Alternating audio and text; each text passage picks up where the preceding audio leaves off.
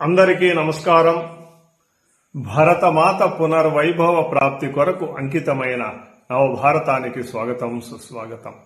14వ భాగంలో శివాజీ తొలి విజయంగా తోరణ దుర్గాన్ని స్వాధీనం చేసుకోవడం గురించి తెలుసుకున్నాం. ఈ భాగంలో శివాజీ గురు దాదోజీ కొండదేవ్ దివంగతులు కావడం గురించి తెలుసుకుందాం. శివాజీ తనకు తోరణ దుర్గంలో దొరికినటువంటి నిధిని ఉపయోగించి తోరణ దుర్గానికి తూర్పుగా ఉన్న మురంబదేవ అనే కొండ మీద ఒక కొత్త కోటను కట్టిస్తాడు. ఆ కోటకు రాజ్గఢ్ అని పేరు పెట్టాడు. ఈ రాజ్గఢ్ శివాజీ తొలి రాజధాని. ఆ రోజులలో కోటలకు చాలా ప్రాముఖ్యం ఉండేది. కోట లోపలే రాజధాని, రాజప్రసాదం, సైన్యం, సేవకులు, ధాన్యాగారం, ఆయుధాగారం, ఖజానా, భోజన సామగ్రి మొదలైనవన్నీ ఉండేవి. కోట ఆధారంగానే చుట్టుపక్కల జనజీవనం నడుస్తూ ఉండేది. అన్ని రాజకార్యాల నిర్వహణకు కేంద్రం కోటే. అందుకే ఆ కాలం కోటలకు అంత ప్రాముఖ్యత ఉండేది. అందువల్లనే శివాజీ కోటలను స్వాధీనం చేసుకోవడం ప్రారంభించాడు. తోరణ దుర్గం తరువాత కొన్ని రోజులకు ఫౌడ లోయలోనున్న కువారీ కోటను కూడా శివాజీ స్వాధీనం చేసుకుంటాడు. ఆ కోటలతో పాటు ఆ చుట్టుపక్కలున్నటువంటి ప్రాంతమంతా శివాజీ ఆధీనంలోకి వచ్చింది. కానీ ఈ ప్రదేశం అంతా బీజాపూర్ ప్రతినిధి మియా రహీం అహ్మద్ ఆధీనంలో ఉండేది. మియా రహీం ఆధీనంలోని ప్రాంతాన్నంతటిని శివాజీ స్వాధీనం చేసుకోగా ఏమీ చేయలేక ఆ వార్తను బీజాపూర్ సుల్తాన్కు తెలియజేస్తాడు. శివాజీ కోటలను స్వాధీనం చేసుకోవడాన్ని ముక్కు పచ్చలారని 16 ఏళ్ల పిల్లవాడి చిలిపి పనిగా సుల్తాను భావిస్తాడు. ఈ కుర్రాడు గురించి ఆందోళన చెందడం అనవసరమని, ఈ రోజు కాకపోతే రేపు తన చావును తానే కొని తెచ్చుకుంటాడని అంటాడు. క్రమంగా మావళే ప్రాంతపు దేశముఖ్యులు, దేశపాండేలు తాము ప్రతి సంవత్సరం చెల్లిస్తున్న పన్నులను, శిస్తులను బీజాపూర్ నవాబుకి చెల్లించకుండా కొత్తగా ఏర్పడ్డ స్వరాజ్యానికే జమ కట్టడం మొదలుపెట్టారు. దీనితో మావళే ప్రాంతం నుంచి సుల్తాన్కు అదే పనిగా శివాజీ మీద ఫిర్యాదులు రాసాగాయి. సుల్తాన్ అక్కడి దేశపాండేలకు, దేశముఖులకు హెచ్చరికగా ఒక ఫర్మానాను పంపాడు. శివాజీ దాడులు, కొట్లాటలు సాగిస్తూ చాలా కోటలను స్వాధీనం చేసుకున్నాడని మాకు ఫిర్యాదులు వచ్చాయి. దేశముఖులు, దేశపాండేలందరూ పన్నులు, శిస్తులు శివాజీకి అందజేస్తున్నారని మాకు తెలిసింది. ఇదంతా మీ ప్రాంతంలోనే జరుగుతోందని మాకు అందిన సమాచారం. ఇకపైన మీరు బీజాపూర్ ఆదిల్ షా పట్ల విశ్వాస విధేయతలతో నడుచుకోకపోతే మిమ్మల్ని ఈడ్చుకుంటూ బీజాపూర్ తీసుకువచ్చి శిరచ్ఛేదనం చేయడం జరుగుతుందని ఆ ఫర్మానాలో హెచ్చరించాడు. శివాజీ బాల్యమిత్రులలో దాదాజీ నరసప్రభు ఒకడు. వృద్ధుడైన అతని తండ్రి కూడా అందరితో పాటు ఈ ఫర్మానాను అందుకున్నాడు. దానిని చదువుతూనే ఆయన కళ్ళు బైర్లు కమ్మాయి. సుల్తాన్పై తిరుగుబాటు చేసిన వారికి పట్టగల దుర్గతి ఎటువంటిదో ఆయనకు బాగా తెలుసు. ఎక్కడికైనా రహస్యంగా పారిపోయి తలదాచుకునేందుకు ఆయన సిద్ధమయ్యాడు.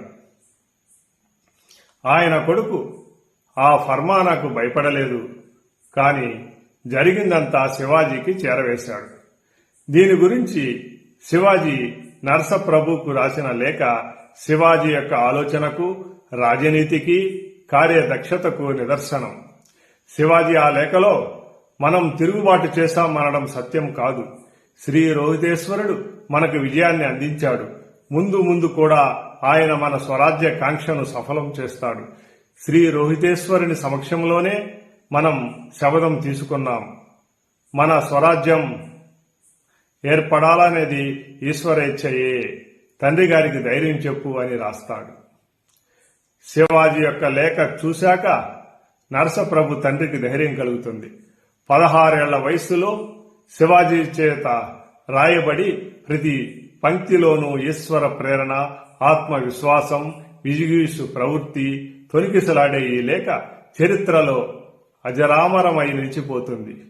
స్వరాజ్య సాధనలో వరుస విజయాలు సాధిస్తూ కోటలను జయిస్తున్న శివాజీని చూసి దాదోజీ కొండదేవ్ ఆనందిస్తాడు. తన శిక్షణ సఫలమైనదని సంతోషిస్తాడు. ఈ సమయంలోనే దాదోజీ కొండదేవ్కు వయోభారంతో అనారోగ్యం తలెత్తుతుంది. శివాజీ దాదోజీ కొండదేవ్ను రాజభవనంలో ఉంచి చాలా జాగ్రత్తగా చూసుకుంటాడు. దాదోజీ కొండదేవుని పరీక్షించిన వైద్యులు చరమదశలో ఉన్నాడని చెప్తారు. దాదోజీ కొండదేవ్ అప్పుడప్పుడు స్పృహ కోల్పోవడం, వైద్యుల పరిచర్యలు వల్ల తిరిగి స్పృహలోకి రావడం జరుగుతోంది. ఆ రోజు దాదోజీ మళ్లీ స్పృహ తప్పాడు. శివాజీ శయ్య పక్కనే ఉండి అన్ని సఫర్యలు చేస్తున్నాడు. జిజియాబాయి అక్కడే ఉన్న స్తంభాన్ని ఆనుకుని కంటనీరు పెడుతోంది. తక్కిన పరివారంలోని అందరి కళ్ళు చెమ్మగిల్లాయి. పూనా నగరంలోని అందరూ తమ ప్రాంతాన్ని తీర్చిదిద్దినటువంటి ఆ వృద్ధ బ్రాహ్మణుని అవసాన దశ చూసి తల్లడిల్లుతున్నారు. వరుసగా దోపిడీలకు గురై పాడు పడినటువంటి పూనా జాగీర్ ఈనాడు కలకలలాడుతోందంటే దానికి కారణం ఈ మహనీయుని యొక్క చలవే. అన్నిటికీ మించి శివాజీ వంటి స్వాతంత్ర్య వీరుణ్ణి తీర్చిదిద్ది తమకు అందించినటువంటి పుణ్యమూర్తి నేడు ఇహలోక యాత్రను చాలించే ప్రయత్నంలో ఉన్నాడు.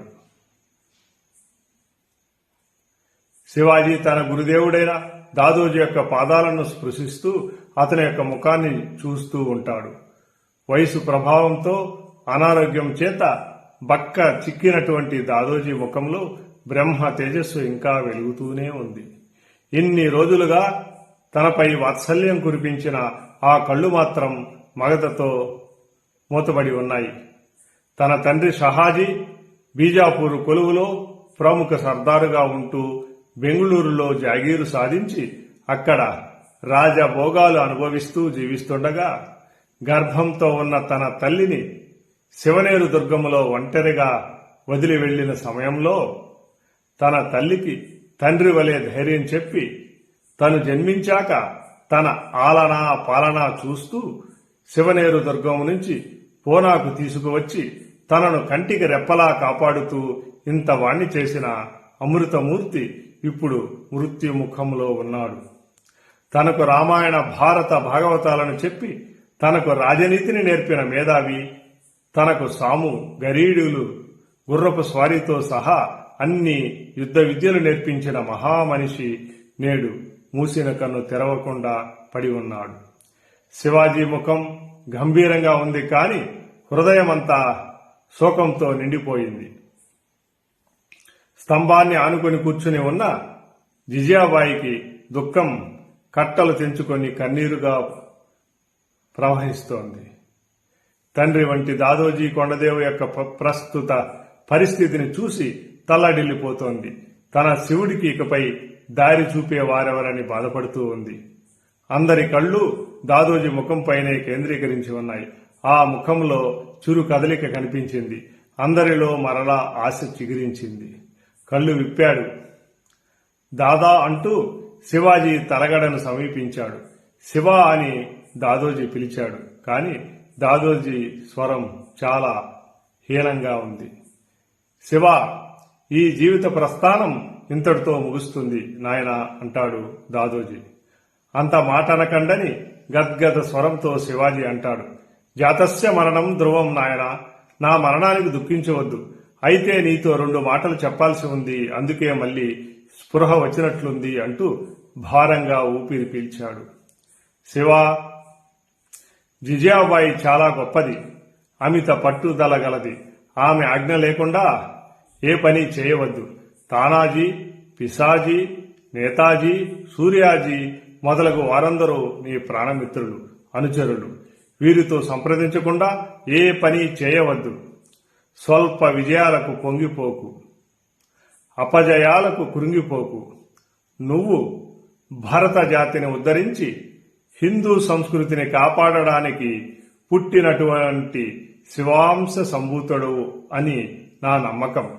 నీవు సాధించే ఈ స్వరాజ్య వైభవాన్ని చూడడానికి, నీ పట్టాభిషేకాన్ని చూసి ఆనందించే అదృష్టం నాకు లేదు. కానీ ఈ స్వరాజ్యాన్ని నువ్వు తప్పక సాధించగలవని నమ్మకం నాకుంది. విజయోస్తు అంటూ శివాజీ తలపై చేయి ఉంచి తిరిగి రాని లోకాలకు దాదోజీ కొండదేవ్ వెళ్లిపోయాడు. శివాజీ దాదోజీ ముఖంలోకి పరీక్షగా చూశాడు. చాలా ప్రశాంతంగా ఉంది. తను ఈ లోకములకు వచ్చిన పనిని పూర్తి చేశాననే తృప్తి, తన జీవన కార్యం సఫలమైందనే భావన దాదోజీ కొండదేవ్ ముఖంలో కనిపిస్తోంది. తన సర్వస్వం అయిన దాదోజీ మరణాన్ని చూసి శివాజీ తట్టుకోలేకపోయాడు. చిన్న పిల్లవాడిలాగా ఏడ్చాడు. ఎన్నడూ కంట తడిపెట్టి ఎరుగని శివాజీ అలా ఏడవడాన్ని చూసి తక్కిన వారు కూడా బోరుమన్నారు. అత్యంత భక్తి శ్రద్ధలతో శివాజీ దాదోజీ యొక్క అంత్యక్రియలను జరిపించాడు. తరువాత భాగంలో శివాజీ పురందర దుర్గాన్ని జయించడం గురించి తెలుసుకుందాం.